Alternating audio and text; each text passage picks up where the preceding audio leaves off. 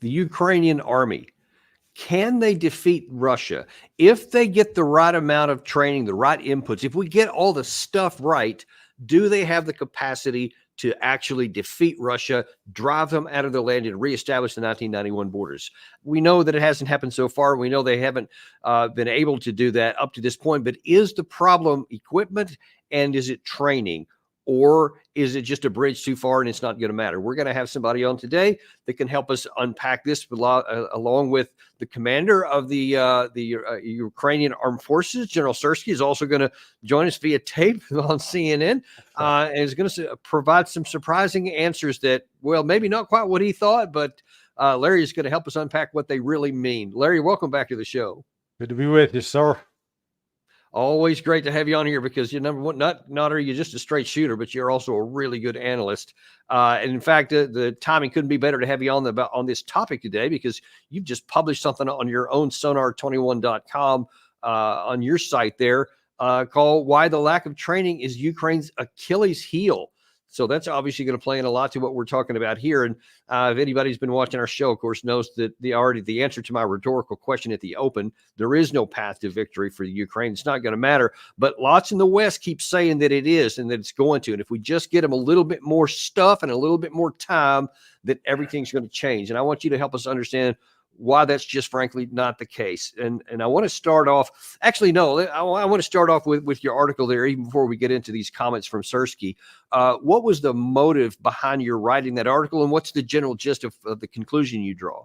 Well, I was sitting around listening to, a lot of different analysts and people talk about the progress of the war and realized, they didn't have any hands-on experience with the whole training environment that is the U.S. military, though not just U.S., that is any military. And I was fortunate during my time at State. My mentor, my boss, was a retired Marine colonel, and he schooled me pretty well. And then also when I subsequently was doing consulting work with JSOC, I worked under another retired Army colonel who had actually written JOPES. So, I'm sorry, could you tell us what JSOC and JOPES are? Yeah, so JSOC stands for Joint Special Operations Command. It's the special forces. They oversee a whole variety of, top secret units, and then they work with Special Operations Command. And then JOPES stands for Joint Organization Planning. I forget what the E and the S is, but it's the overall organization of how the military is going to respond if there is a terrorist incident or if they're preparing to go to war. So either a critical incident response or something that's more you got time to prepare for. But anyway, it's a very elaborate planning process. And what I learned over the years was my part was to recreate the environment of what State Department would be communicating, either during a real world crisis or events, so that the military would get that information and they'd be able to react. But what I was a witness to was these were extensive preparations for training, and that if the Army, if the Navy, if the Marine Corps, if the Air Force, if they're not fighting, they're training. And so the training is what the military does. But to carry out those training missions, there's got to be preparation, there's got to be resources, there have to be personnel, and you have to have a safe environment to do it. And one of the things that's become so apparent in Ukraine is that because of the reach of Russian missiles and drones, there's no safe space. There's no place that you can go set up a group to train. And so that was more graphically depicted last week when you had in Poltava, when you had that training place there that was smacked because they did get a bunch of people together and they paid for it. Yeah. And in fact, the Russians have hit since then, I think, 5 other sites that were very similar with maybe not as many. I know Doug McGregor's reporting upwards of 720 were killed there. But, that was what was in the back of my mind. You can't bring them together. And then even if you take him outside of Ukraine, you create other problems with lack of standardization, which we've talked about before. And then lo and behold, General Sersky pops up in this interview with Christiane Amanpour of CNN, and he confirms what I was saying. I was like, hey, thanks, General Sersky. But he admitted they're only giving these guys 2 to 4 weeks of training, if that. Yeah. And actually, that's a good segue, because here in a minute, we actually have that segment of it that's in there. But then there's some other stuff too, and I want to start with a different one, because it's going to kind of roll into how these things all fit together or don't, as the case may be. Now, one of the first ones we're going to have here is that Christiane Amanpour is one of the better reporters, in my view, in the West, because she at least asks some of the hard questions. She didn't ask some of the good follow-up, and part of that's because she's not a military expert and doesn't know what to ask, but she does have a really good analytical mind, and she asks some good hard questions like this one. Can I ask you about the obvious imbalance, and that is essentially Ukraine, while you're fighting hard, you are outgunned by the Russians. They have much more air superiority, for instance, more drones. They have more missile capability. They have more artillery capability. How do you assess the difference between what you have and what they have? And how do you make up for that difference? You are absolutely right, because the enemy does have an advantage in aviation, in missiles, in artillery, in the amount of ammunition they use, of course, in personnel, tanks and infantry fighting vehicles. But this also motivates us. We cannot fight in the same way as they do, so we must use, first of all, the most effective approach, use our forces and means with maximum use of terrain features, engineering structures, and also to use technical superiority.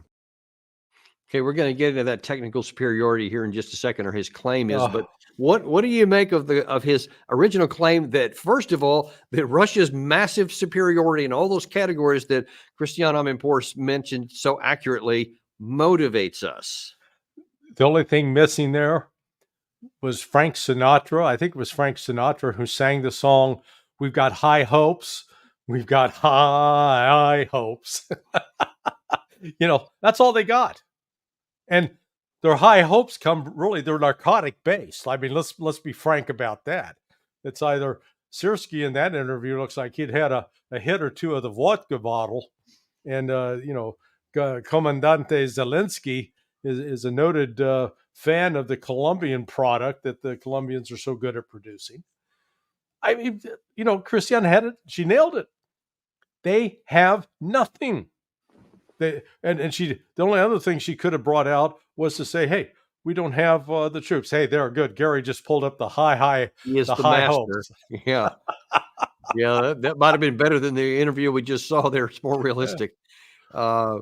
But what about the second part there? He said, but what we can do is we can make maximum use of terrain masking and tactics on the ground, et cetera. That can basically, because their specific question was, how do you overcome those deficiencies?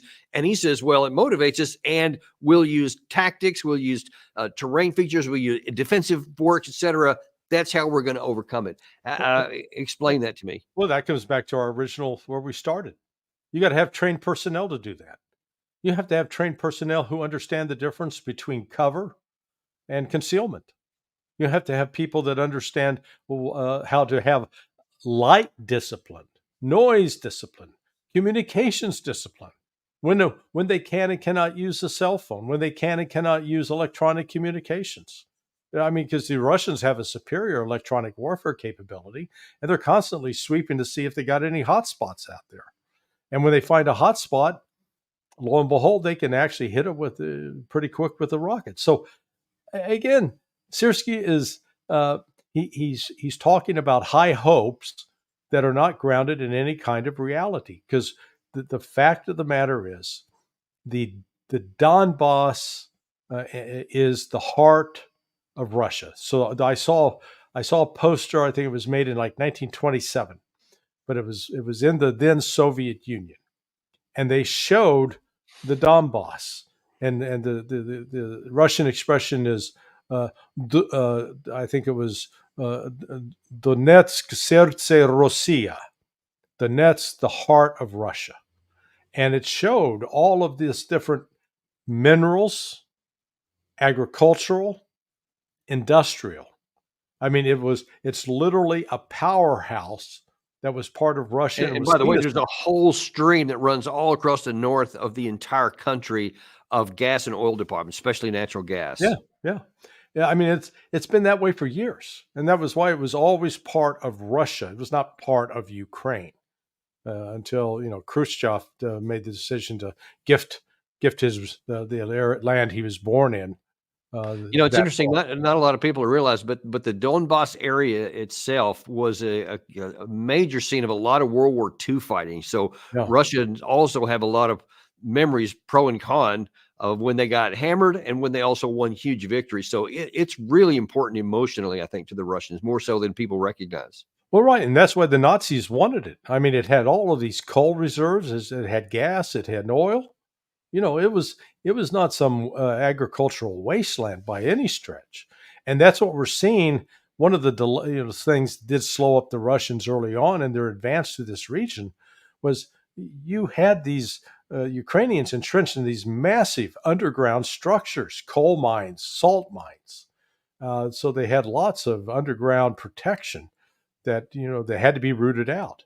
But now that's really accelerated for the Russian side, and the Ukrainians are falling back. And Sersky, he doesn't have an answer for it because no matter what tactics they want to employ, they don't have the trained personnel to carry out those tactics. And then after saying, at least claiming, that they're going to have terrain masking and all that other kind of stuff, then he says, but actually the other big thing that we can do is technological. We can technologically move beyond and neutralize the Russian stuff. Watch this.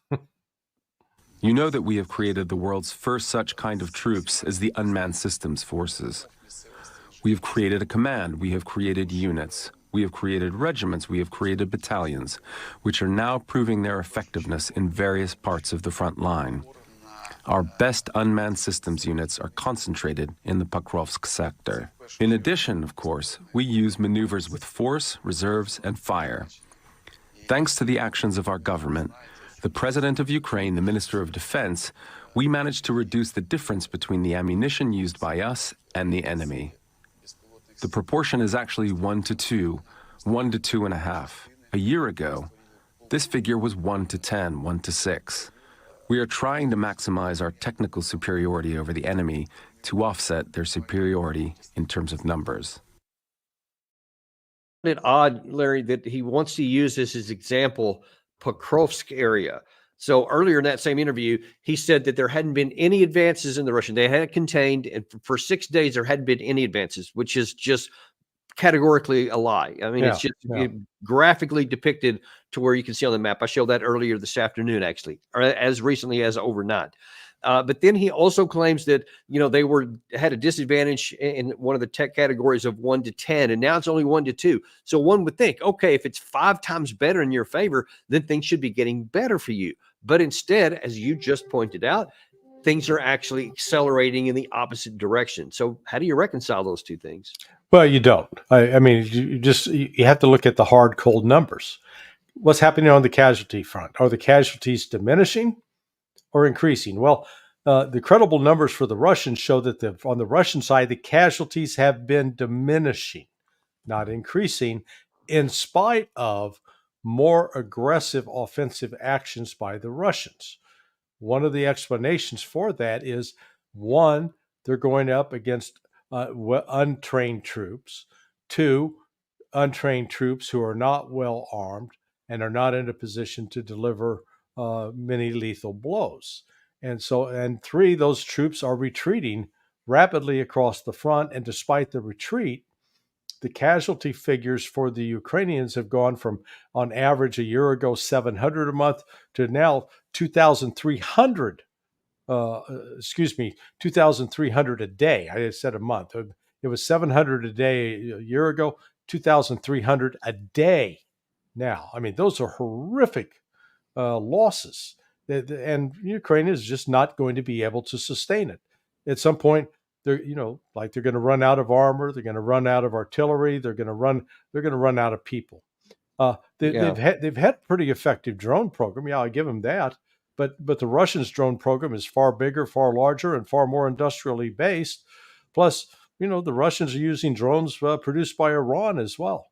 And Iran came up with its drones thanks to the CIA because they took down a CIA drone and then replicated it. Nice.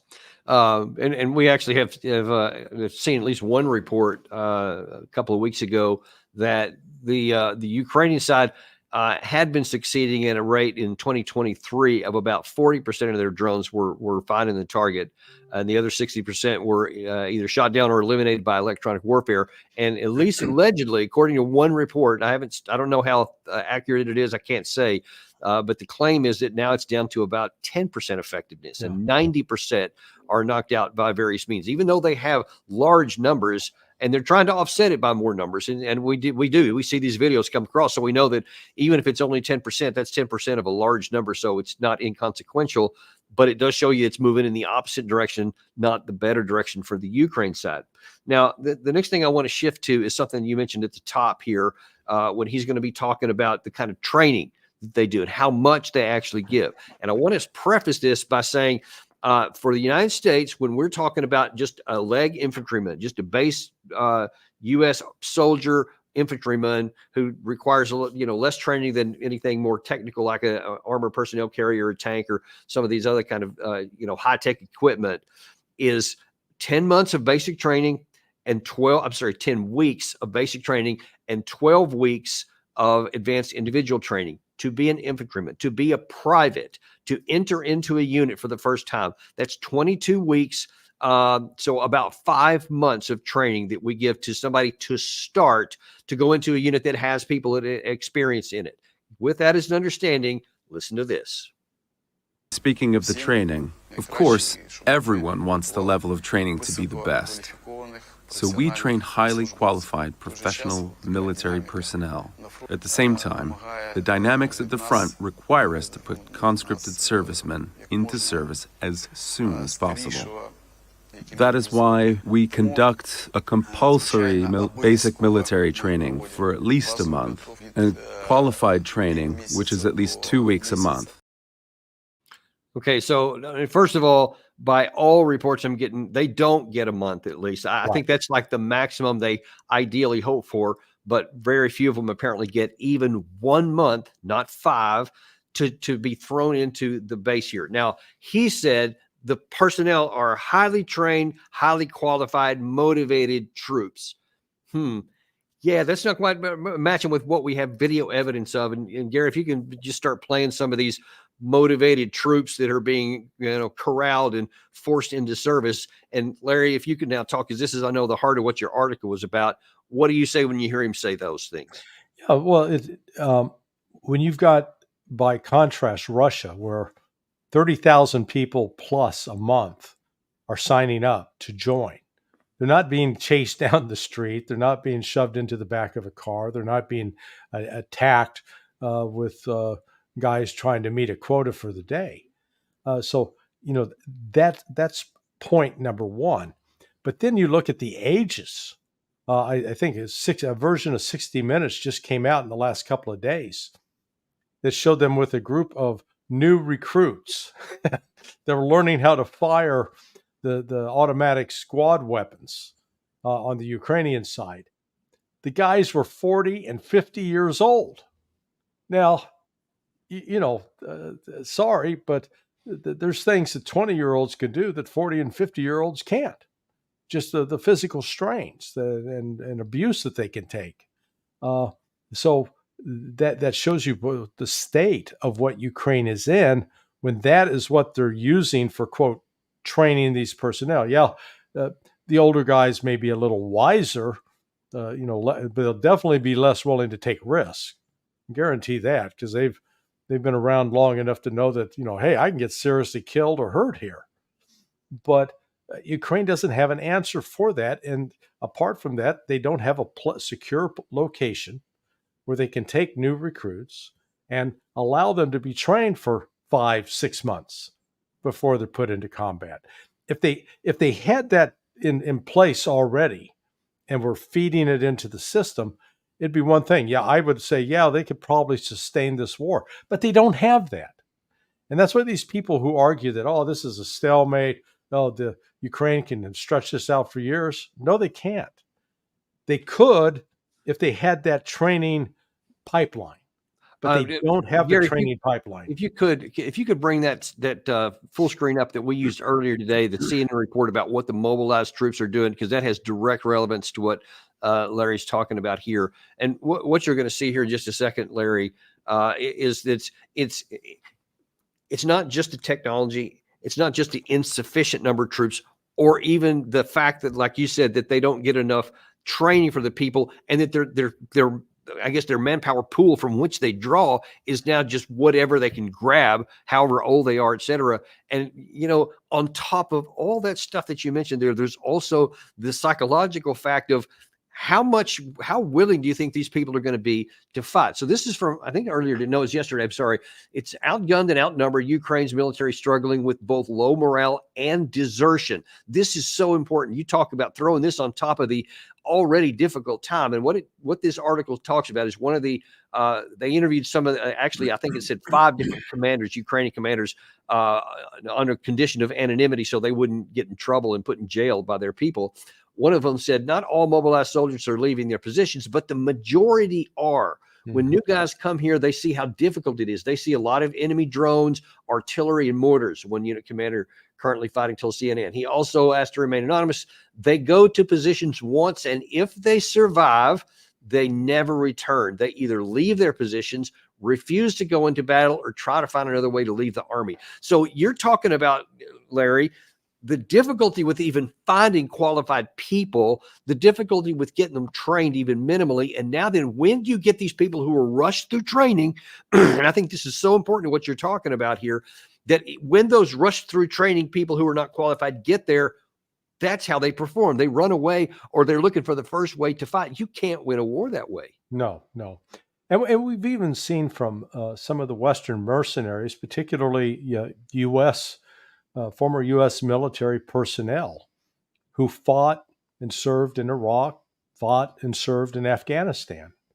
So they thought, hey, I'm a hardened combat veteran. Now, I'm not in any way trying to disrespect or diminish the service of people who served in those capacities.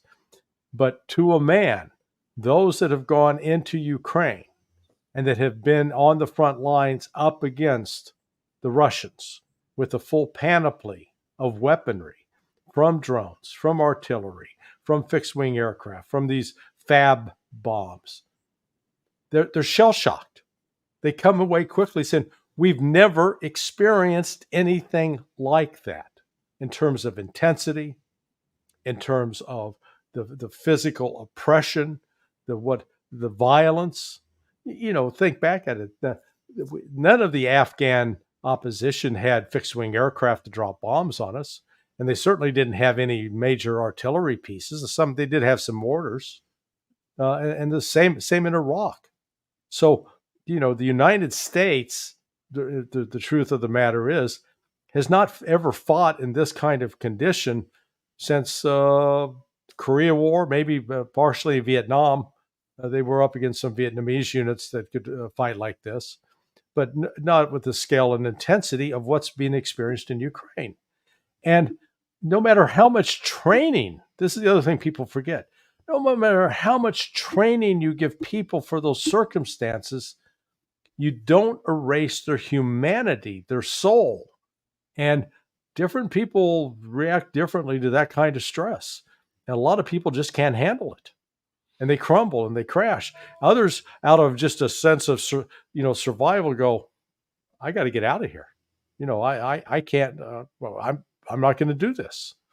So and it's you just see them admitting that in that CNN piece, those are Ukrainians. It's not anybody being accused of being, from the West or anybody else, or the Russian side, for example.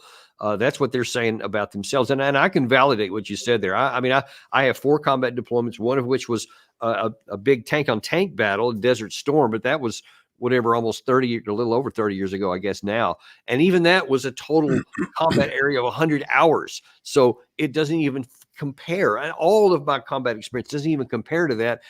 Anything these guys go through probably in a single 24-hour period. I don't know what it would be like if I was under complete artillery bombardment, for example.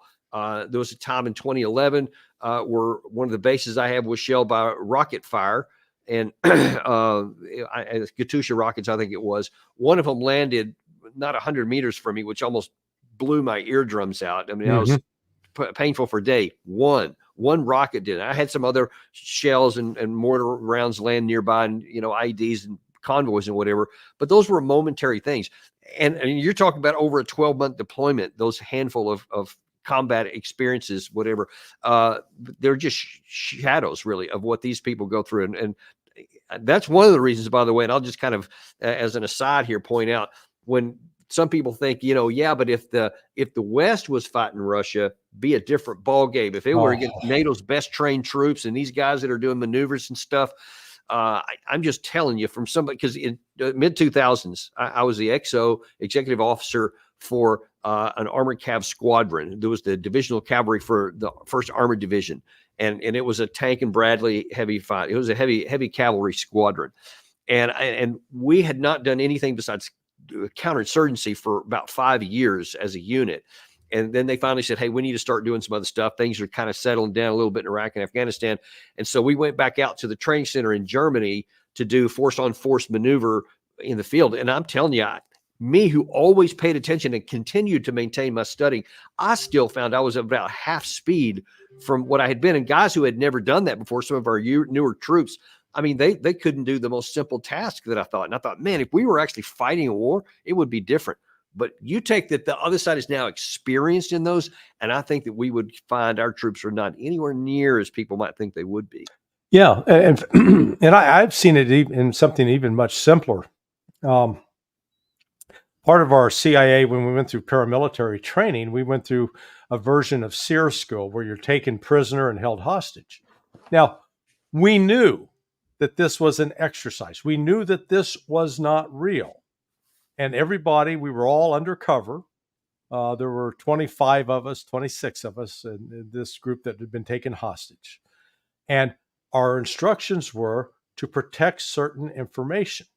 Now, we were kept standing in position for 36 hours. We were deprived of food. We were subjected to light and loud noise, music, and a lot of things, what's described as torture. And it was amazing the number of people that in this, what was a training environment that you knew wasn't real, they actually broke. They gave everything up. Well, wow. One woman gave me up so she could get a ham sandwich and a grape knee high. Oh man, I must say for Larry. Yeah, but I must say that about an hour after she ate that, I heard her retching in the bathroom. So I took some personal satisfaction out of that. But the point was, this was training, and even in that kind of training environment, you begin to realize people got limits, and that's without actually getting in with real bullets are being fired at you and real blasts of explosives are going off. That's what are these politicians and the people that send these kids into these meat grinders that they don't understand. Yeah, we're going to be talking about that in just a minute. That's a good segue, actually, also, because okay, so I just showed you what Sersky has said, and you've explained how really detached from reality every single one of those are. Well, if only it were the Ukrainians who were detached from reality, you could say, all right, well, they're desperate because their country has been invaded and they're losing territory by the day. So you might forgive them for that, even if it's not wise, because it's going to harm them in the long term. But it's a little more difficult when it's our side. And people who should know better, like Secretary of Defense Lloyd Austin last week in Ramstein. Ladies and gentlemen, let's not kid ourselves.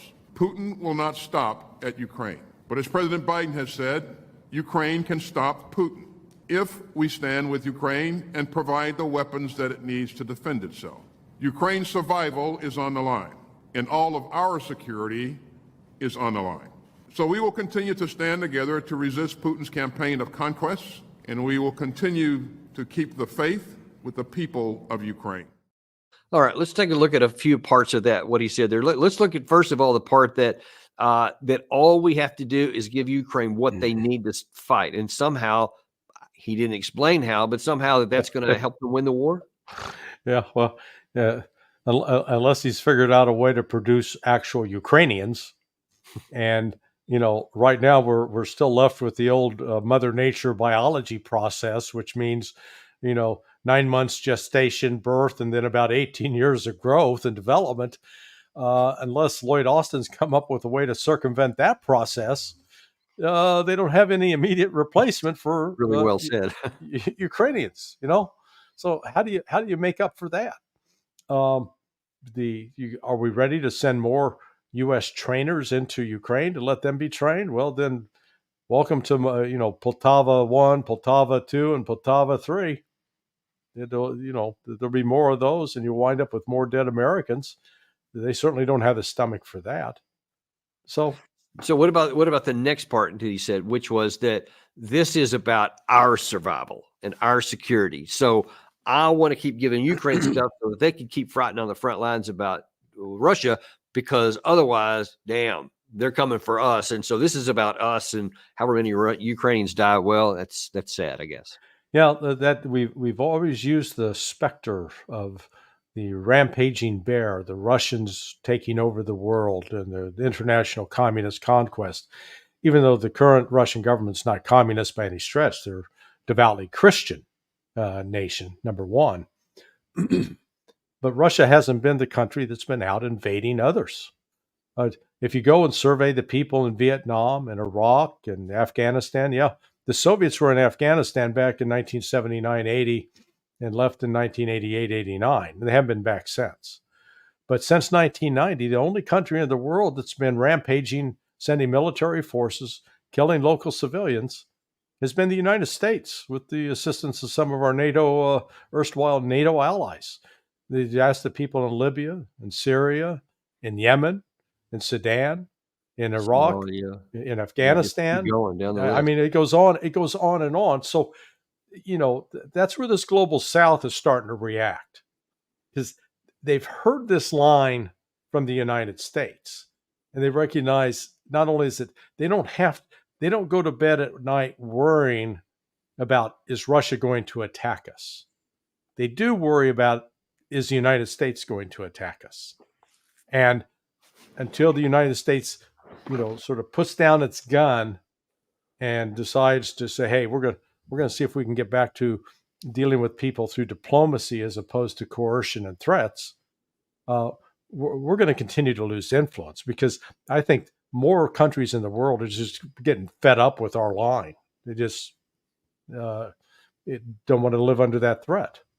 Now, what I just told you there, at least from Secretary Austin, was he was trying to appeal to the United States voters, which is who that was primarily focused towards, to continue to support doing this, because it's your safety that's on the list, and you have to be protected from the rampaging bear, as you put it here. But Lindsey Graham suggests there's another really good reason why we should keep supporting this. I'm here with President Zelensky. I am such a admirer of what you and your country have done. You're trying to stop the Russians so we don't have to fight them. They don't want any American troops. They just need the weapons to free their country of a terrible invasion. They're sitting on $1 trillion worth of minerals that could be good to our economy. So I want to keep helping our friends in Ukraine. We can win this. They need our help.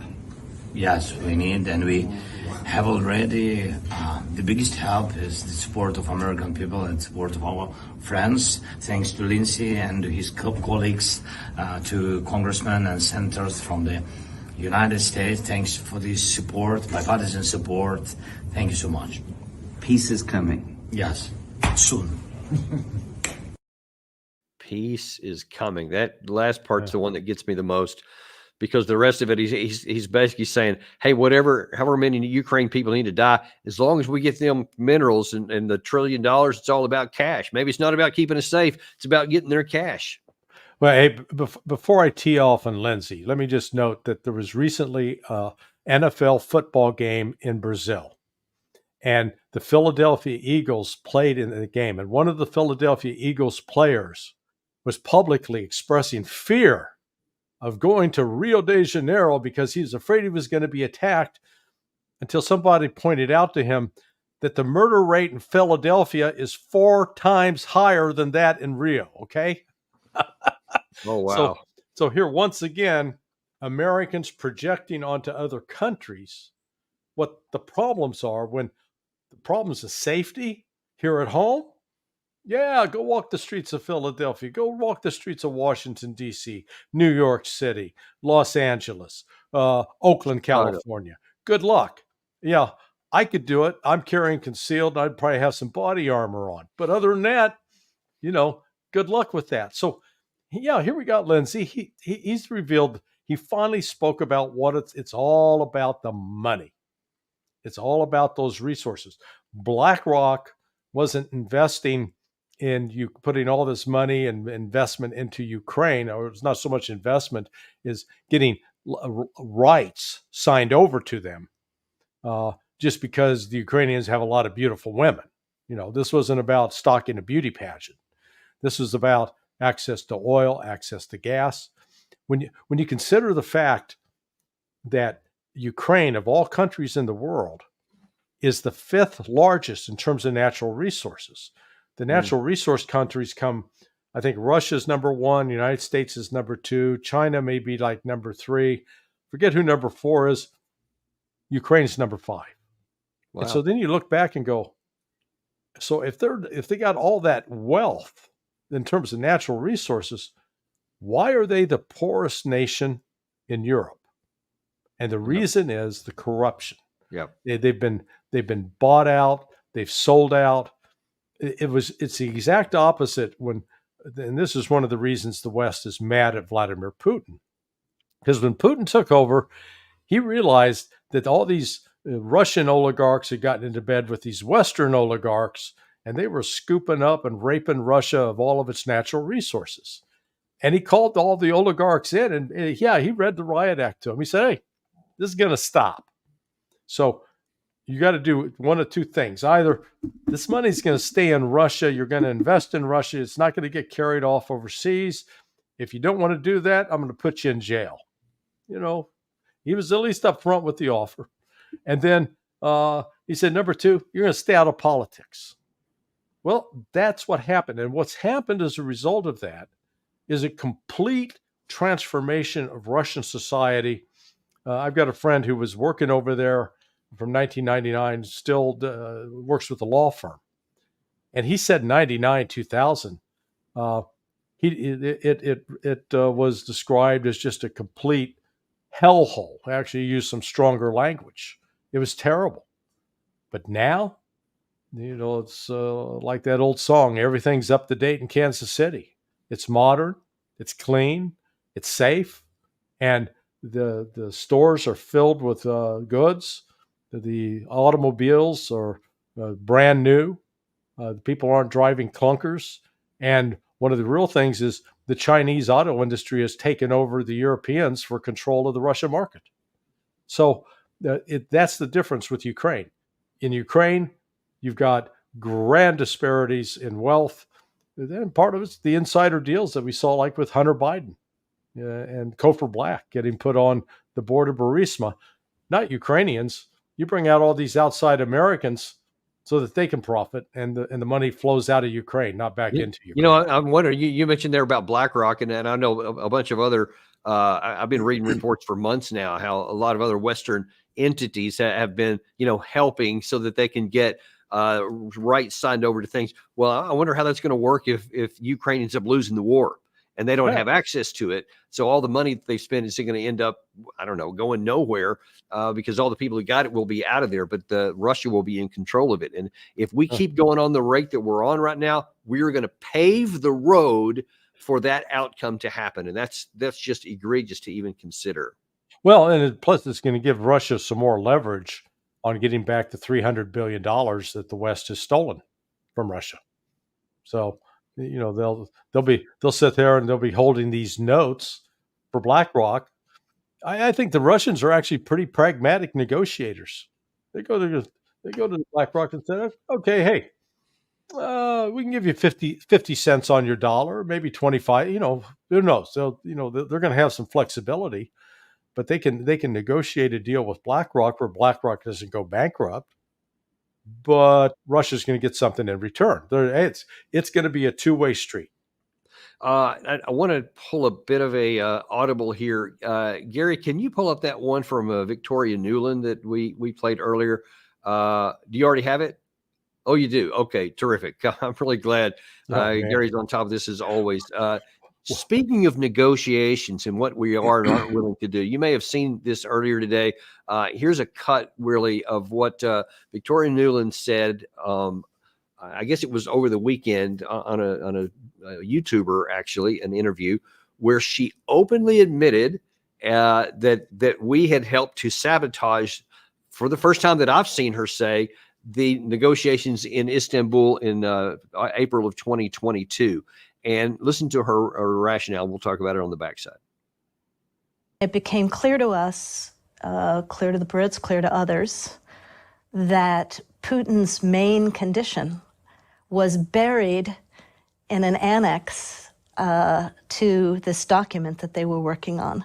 Mm-hmm. And it included limits on the precise kinds of weapon systems that Ukraine could have after the deal, such that Ukraine would basically be neutered as a military force. And there were no similar constraints on Russia. Russia wasn't required to pull back. Russia wasn't required to have a buffer zone from the Ukrainian border, wasn't required to have the same constraints on its military facing Ukraine. And so people inside Ukraine and people outside Ukraine started asking questions about whether this was a good deal, and it was at that point that it fell apart. And she goes on from that point to say, well, why would we hand Russia over a victory? Because we would have to give away those things. And so we said it was a trap that Putin was trying to set for us, and we're not going to go into it. So we rejected it, and then we move forward here. And just on the first, actually, the first point I want to bring up there and get your view on is part of what she said is true, except that it wasn't all those things that the Russians were going to acquire of them in terms of weapons and calibers and all that kind of stuff. It wasn't hidden. It was direct. It was open. This is the deal you're being offered. And it's not as good as the one that was offered in December of 2021, which could have avoided any war. It was harsher, but still it was pragmatic, I think, to your point. How do you view that? Well, Russia was saying, it was very clear. Hey, Ukraine, you don't get to be a shopping buddy of Raytheon, General Dynamics, Lockheed Martin. Let's go down the list of the military-industrial complex that's fueling this war. That's what bothered Victoria Nuland and the rest of the negotiators. Oh my God, our future of profits, where we're going to make money because of the stocks we hold. If Ukraine can't buy our stuff, and if we can't help fund it, how do we get paid? Russia is cutting us off from that. And we know Russia's not going to be buying our stuff. Russia's going to be making its own stuff. Oh my God, we can't have that. We need to have a customer that needs us. So let's keep this war going. It's that damn cynical. It's that corrupt. This is all about the money. And you know what we've paid in order to keep that money flow. And it has, in that regard, if that's been the motivation of some in the West, that's been successful, because it certainly has been going on now we're closing in on 2 more years from the time that actually happened. But the cost to keep that going on, at the time that deal fell through, Ukraine still had control of Mariupol, Lysychansk, Severodonetsk, Bakhmut, Avdiivka, and scores of other smaller villages, and hundreds of thousands of Ukrainian men were still alive. That's what has purchased by her, that smirky, I just want to reach in the camera and just, slap that grin off her face, because when you're talking that much blood and treasure has been lost in order to keep your side good, and you want to have the arrogance to say that, it's just really unpleasant to me. Well, this war's been going on now for well over 2 years. But let's think back to the battle in Mariupol. That was in May of 2022. So that was like 3 months after the start of this special military operation. And the Russians successfully came in, surrounded the city, and then methodically were contracting that encirclement to the point that they finally compelled all of the Azov battalion to surrender. Now, what really caught my attention back then, and I thought it was relevant, and this was early on when the Ukrainian military still was, let's say, largely intact, at least as a military, and they still had a fairly robust supply of tanks. What we didn't see was a counterattack to rescue the encircled forces in Mariupol. Ukraine did not have the ability back then to mount the kind of counterattack that we saw that was mounted, I think, with Van Manstein when von Paulus was encircled at Stalingrad. Yeah. I was thinking that exact thing. Tried to break through. You know, they were stopped, but at least they tried. Hell, the Ukrainians didn't even try. So this is May of 2022. So that's when I started looking at this, going, okay, wait a second. This is not planned by the rules, if you will, because the Ukrainians made no significant attempt to try to force the Russians to have to turn around and fend off any kind of a counterattack, because the Ukrainians weren't capable of mounting one even then. Right. Yeah, that was the point and I had made this point earlier in the war, that Ukraine had become experts at trench warfare, and they've shown that they truly have been fighting phenomenally as how much they've slowed Russia down, but they don't have any knowledge about how to conduct offensives, whether it's a counterattack to undo somebody who's trapped, or to conduct a theater attack offensive, which they abysmally failed at in 2023. And now then, even the concept of that is just totally off the table. I mean, it will take a generation to rebuild that, which is more reason why this needs to come to an end. Well, and there you said it. They've lost a generation. They have lost, literally, in the same way that the Brits lost a generation of men in World War I. The Ukrainians have lost a generation of men in this war over the last 2.5 years, and they won't be able to recover from it. It's just it's one of those unrecoverable acts. Once they're gone, they're gone. Because look, the Brits lost what was sort of the cream, if they will, of their men in World War I, and they survived World War II. But I would argue that some of the ones that they lost in World War I had been instrumental in helping them maintain their power as a colonial empire. Yeah. And once they're dead, they're gone, and you start the long downhill slide, which is exactly what the Brits are going through right now. Yeah, and the Ukraine side has just a catastrophic demographic trend that's facing right now in terms of just birth rate, just to survive as a nation. Even after the war is done, it's going to be really hard to turn that around because of the number of men that they've lost. Yeah. But listen, I'm going to shift gear here in the last few minutes we have onto a different topic, which has also been out in the U.S. news, especially today, and that is that there's competing Afghan reports. So everybody knows that in August of 2021, our 2 years of utter disastrous war in Ukraine that was long since futile, we continued on until reality finally imposed itself and the whole thing collapsed, and we left in disorganization and embarrassment and humiliation for our country. Well, now that it's whatever 2+ years later, 3+ years later, and Congress wants to do a fact-finding mission to find out the honest truth about what happened. And of course, there's two versions of the truth that come out, one Republican and then one Democrat. And of course, the Republican report talks about how everything was Biden's fault. In fact, now then, despite an earlier preliminary report that come out, now that it was actually Kamala Harris's fault. When you really look at it, apparently her name comes up like 200 and some odd times in this report.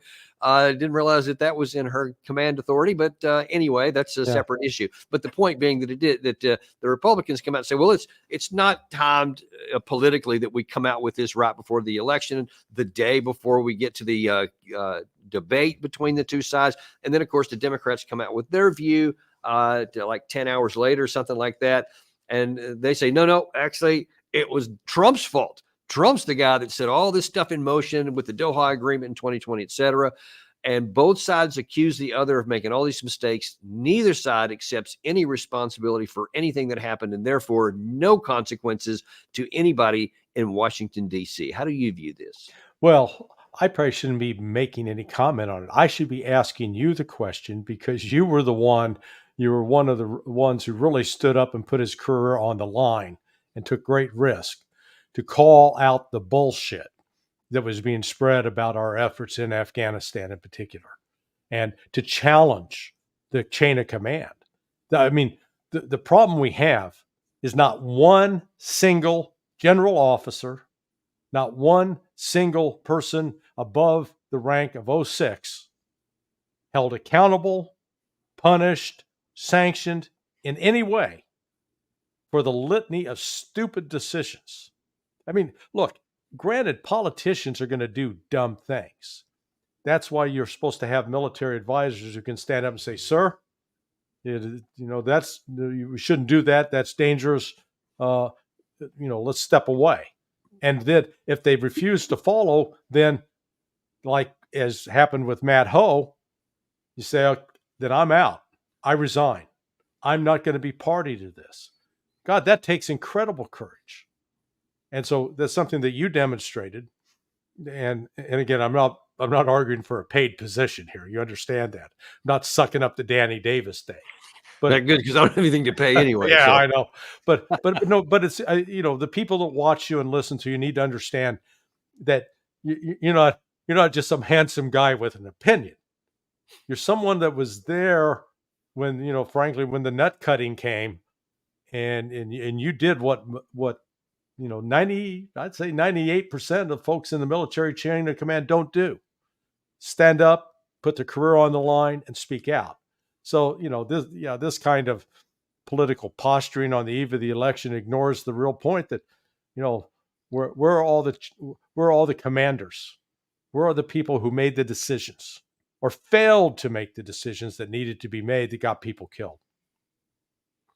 Yeah, and one of the things that they're arguing that so many are arguing, really again on both sides of the aisle, is that we shouldn't have gotten that at all. We should have stayed. The real problem, that's why the Democrats say Trump was the problem in that he signed this deal with the Taliban. H.R. McMaster has been, going on every network under the sun saying that coming out with his new book, saying that we should never have left, that Trump made an error of having a negotiated settlement, even though it stopped the killing of Americans, even though that there was no value to our country to continue staying there. We should have left a decade ago.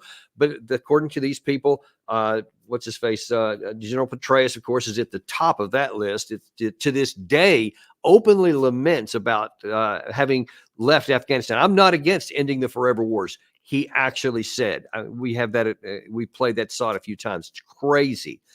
Then the other side just says, well, yeah, but we did it wrong anyway. And, we should have handled it better. And of course, I'm partially in agreement with that. There definitely would have been ways to handle it better. But the bottom line is we should not stay there. That's completely out of line with what the American people think. And by the way, this, I think it's John Hoffman of Cato was reporting, this was either last night or earlier today. Oh, that was today. Yeah. He said a majority in Pennsylvania, pluralities in Wisconsin and Michigan say U.S. involvement in the Middle East conflicts worsens U.S. national security. And you can see the numbers there. He also said overwhelming majorities in those states say that U.S. involvement in resources cannot fix the region's problems, i.e., don't stay forever because it's never going to make any difference. That's what the American people think. So I think that the American people are tracking on what doesn't work. And when you can say, okay, you had 20 damn years to figure this out, it never changed. We're still in Iraq today. We're still in Syria today. We're still all over these places in Africa today. And none of the problems are ever solved. And then you have the H.R. McMasters, you have the Victoria Newlands, you have the Jack Keens, you have the Lindsey Grahams, always asking for more. You see, I guess yesterday, CIA Director Burns is saying, yeah, we just need to keep doing more. You saw Austin. Larry, everybody in all these so-called elite positions are saying one thing. The graphic truth on the ground is something different. Right. And you have majorities of the American people in the most important places recognizing it. What the hell's going on? Yeah, they haven't paid attention to Sun Tzu. Sun Tzu wrote, and this is one of his key observations. He said, "There is no instance of a country having benefited from prolonged warfare." And so when you look at what the United States has been doing really for the last 60 years, 64 years at least, so let's go back to Vietnam and from Vietnam on, we've done nothing but prolonged warfare, which has increased the Department of Defense. And we've not suffered any major casualties. Even with the 58,000 that died in Vietnam, that was over quite a period of time. So it's not like we were racking up 2,300 a day like the Ukrainians are right now. But nonetheless, it still is an expense, and it's a drag on the country, and it ends up diverting resources, so that we wind up with this odd scenario where we get to claim that we've got the most, the best military, the most modern military, at least the best funded military on the face of the planet, but our inner cities are literally shitholes filled with drug addicts that, of all ages, with homeless running rampant, with crime rising, and with the quality of life in America deteriorating, not improving. And yet we're out, quote, making the world safer, and in the process creating greater loss of life among others. That instead of building support where people go, God, I want to be like the Americans, they're like, hey, stay away from me. Yeah, I need protection from that. That's the perverse part of all this, is it continues to actually undermine both our national security and our economic security. We're eating the foundations of both of them alive, and it's egregious to me to see that large portions of the American people get it. They do sit it, but because of this, there's this gap between the people and the elite that's untouchable. We can't bridge that gap, and so they're going to continue to be in charge because they're the guys who get to pull the levers of the decisions. And all we can do is stuff like this show, where we're going to say, here's the truth. We're going to feed the people and show them that your instincts are right and that you're on the right track. And I don't know, maybe hopefully at some point we can actually get some good candidates up, that so when you vote, it actually matters, as opposed to most of the votes that are between one bad guy or the other one. Can't do anything about that, but I don't know, Larry, all we can do is just keep telling the truth, and just pray that one day God gives us a way to pierce that penetration into the elite. We're both optimists enough that we believe you can educate people, you can inform them, and then once they're armed with correct information, good information, or at least critical thinking skills, that they can sort things out for themselves. At least, I still believe in that, and frankly, that's sort of that's the example out of Russia. That's why I think Russia is so important, because when you look at that 10-year period they went through from with the collapse of the Soviet Union up until, say, 2000, crime was rampant. The society was falling apart. People were impoverished. The average age of men started declining because they were dying in their 50s as opposed to living into the 60s. I mean, it was as bad as it could get, but out of that came a rebirth. And it was not born out of coercion. It was not born out of an authoritarian rule.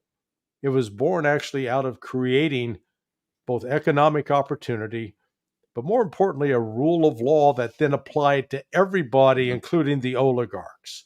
The oligarchs no longer got to buy their way out. The rule of law got applied across the board, so that even the wealthy, the well-connected, were getting punished along with the poor. All of a sudden, people then started having their trust restored in government, which they have now in Russia, and we don't have it in the United States. Yeah, but that example gives me hope that we can turn it around here in this country as well. Well, I really hope so. And I think one of the ways that we can get there is for our leaders to, stop being so arrogant and recognize when something isn't working, and when you just can't overcome things, that you should just acknowledge that. And listen, I'm gonna be an example of that today, because there's something that I thought I could actually match the great Larry the Shirt Johnson on our last episode, and I tried to, and the people have spoken, and they say that I failed. They Oh, say really? no. No, no, no, They no, said, no. no, Larry I, Johnson is still the master of the T-shirt. So you see, I did not try and repeat my mistakes of last week. look. And I so I'm saw like, some look, of the. I defer to you, to your greatness. Larry the Shirt Johnson is the reigning champion. Well, Welcome to the show. I thank you for that, but I saw some of the comments. So people loved what you did. You were rocking it, man. Yeah, you can't count my mom though. I don't Okay. think that counts. But anyway, uh, yes, I just want to end on a bit of a lightheart there. So, but I always appreciate you with your stark clarity on what's really going on the ground. Really appreciate you coming on today. Thank you. Always a pleasure. Thank you, sir. And we thank you guys for being a part of this show. We truly do ask you to like and subscribe this channel, and do pass it along. Do tag other people. Go on your internet, whether it's Instagram, Facebook, Twitter, Telegram, whatever channels that you have. Take this show, tag it, and send it out to people. Tag it to Lindsey Graham. Tag it to H.R. McMaster. Find all these folks and say, hey, here's the real story here. Go to ABC News, CBS, Fox, CNN, whatever. All these people who are putting out this nonsense, put this out there, because if nothing else, folks, when you get some of these big channels and lots of people are talking about this just nonsense that we're exposing here, and when you tag shows like this, then a lot of other people will see the truth that might not see it before. That's one way you can have an influence. We ask you to take it. We're going to continue to be here. We'll be unintimidated and uncompromised to bring you the truth of what's happening. You can count on Daniel Davis Deep Dive to keep doing that. We will see you on the next episode.